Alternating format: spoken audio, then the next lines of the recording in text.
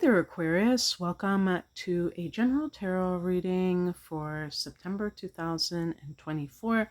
It's Sagittarius Yogini. So let's see what cards I get.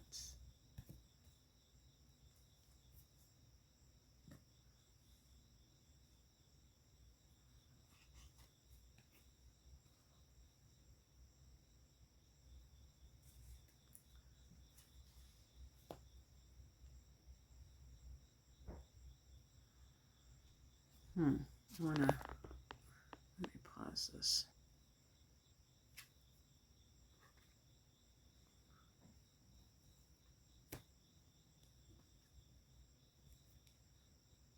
Okay, pick one more card. It's interesting. I'm going to tell you something. Okay, it's the Fool card. I'm still trying to figure this out with my setup. So what I want to say is I got like a couple of cards that we associate with anxiety and even betrayal and stuff like that. I think the Ten of Swords, it's like this too shall pass. But I can't believe, I only picked, how many cards did I pick altogether? I picked 6. I picked an additional card. Usually I only pick 5. If I had left it with that 5th card, the 3 out of the 5 would have been Pentacles. Sorry about the trains. It's the rush hour period, so they come more often. They're like commuter trains. But anyway, so that deals with practical matters. And I was thinking about September for Aquarius in terms of astrology. On September 1st, Pluto goes back into Capricorn. And so Pluto has been in your sign at a very, early degree of Aquarius. And for Aquarius people, this can give you power. But when it goes back into the 12th house, you might feel powerless. You might feel like you're at the mercy of, your karmic past. But it's actually, I think Pluto in the 12th house can be great too. It's just that when it's retrograde, that's when it's kind of like the 9 and 10 of Swords. So anyway, just wanted to point that out for September. The heart of the matter is the Knight of Pentacles. This is the workhorse energy. Maybe that's why they have a horse. It's the Taurus energy. It's actually connected to Taurus. And Taurus is an earth sign. The pentacles are connected to earth signs and earth energy.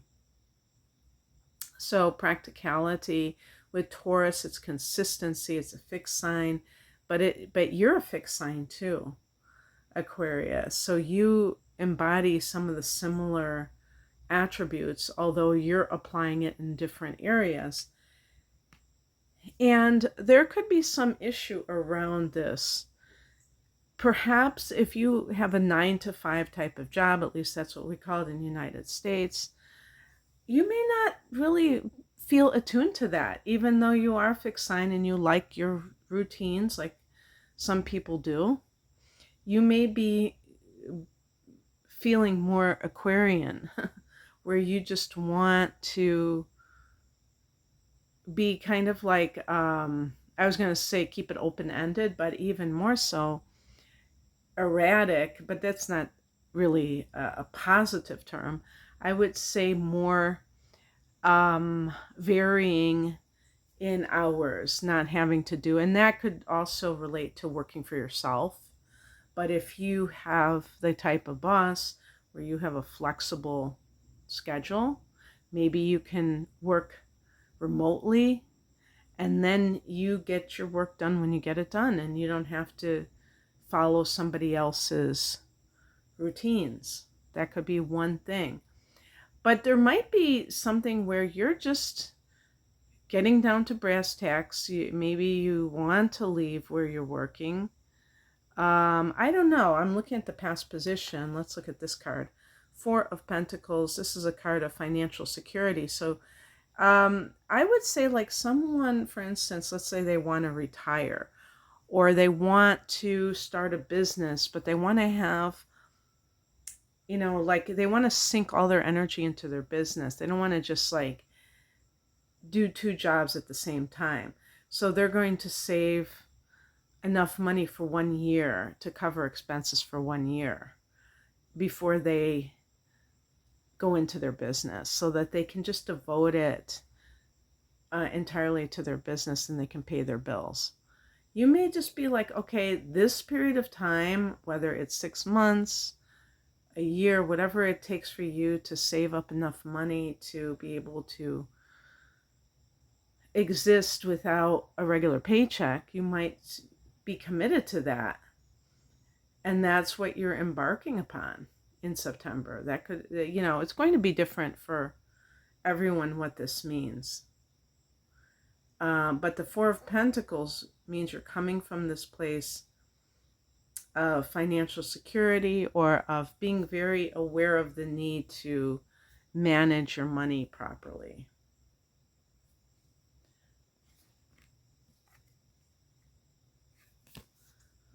What's coming in is the Ten of Swords. Now, on the more challenging side of things, it can be a sense of betrayal somehow.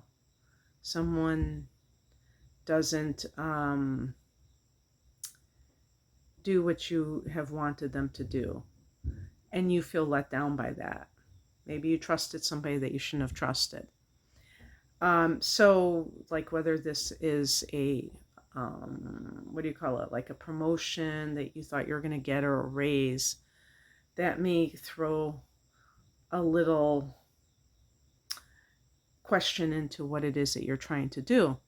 But it can also be the end of this negative period. It's trying to show you, you're going to be okay.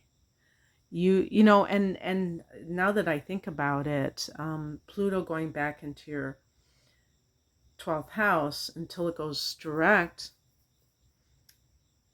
It goes direct in October, but then it goes back into your sign on November 19th. So this is a period of time about 2 months and almost 3 weeks where you have Pluto in the 12th house. And that might be what this represents, showing you that this too shall pass.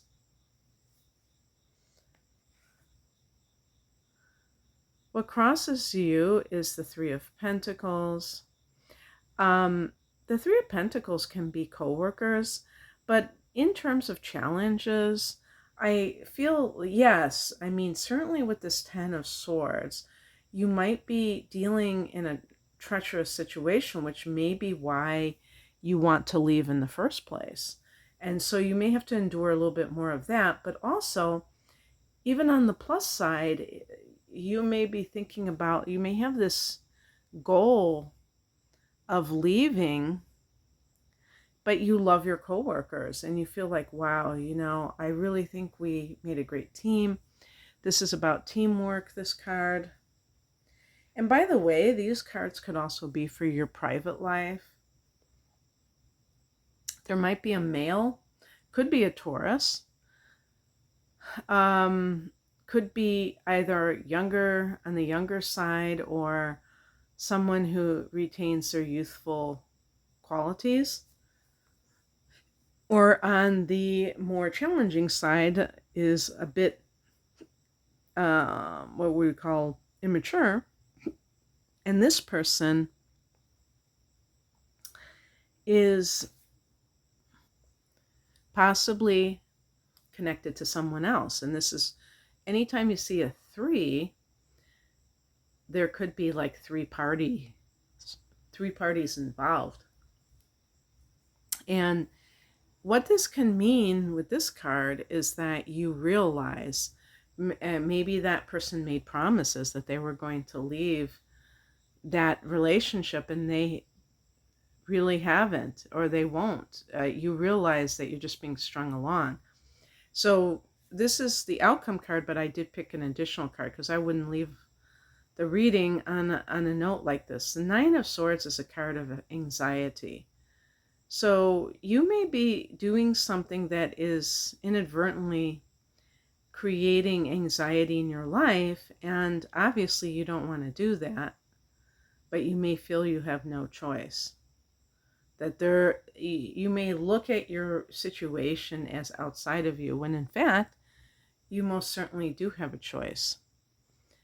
If you're around people that are not trustworthy, you have the power to disengage from that emotionally. You may have been friends with such people in the past, and something happened that kind of pulled you away from them.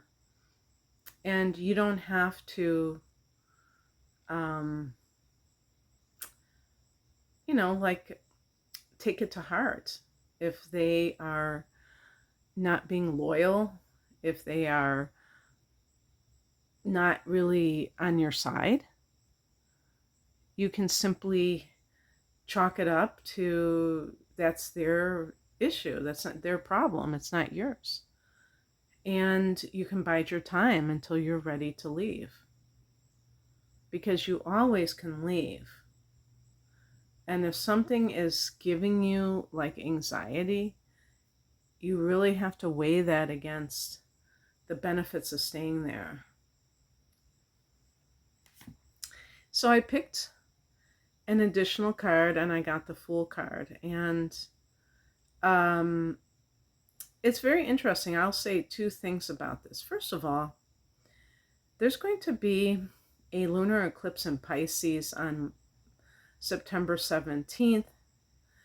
And this could be like the great reset for you personally in your finances, because this will fall in your second house of earned income. I mean, I shouldn't say that like 100% of the time that's for sure going to happen, but I think a lot of people will have this in their second house. Now, the other thing too is, like I said, Pluto's going back into Aquarius. So when it goes back into Aquarius, it will be at 0 degrees of Aquarius.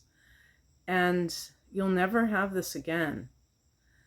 When it ends in 2044, that'll be it for your lifetime. So in the initiatory phase, now you've already had Pluto at 0 degrees of Aquarius. I think it went up to 2 or 3 degrees. So you've already been there and done that. But it's happening again. And it's direct. So you have the opportunity to create something from the very beginning, from 0 point. And this is your life as a whole, because it's in your first house. Anything that gives you a feeling of self-empowerment is featured here. And I like how this card, and this deck is faithful to the Rider-Waite deck, how they have the sun, the yellow in the background for some of these cards. And yellow is connected to the third chakra, the power center, which is why gold is, yellow, and money can be, we think of green, but yellow, I think, is also, maybe that's why they have the pentacles like that. I don't know, because not all the pentacles have a yellow background. But anyway, that's what I have for you, Aquarius. I hope that this resonated. If you would like a private reading, the information is below. Thanks for watching. Bye.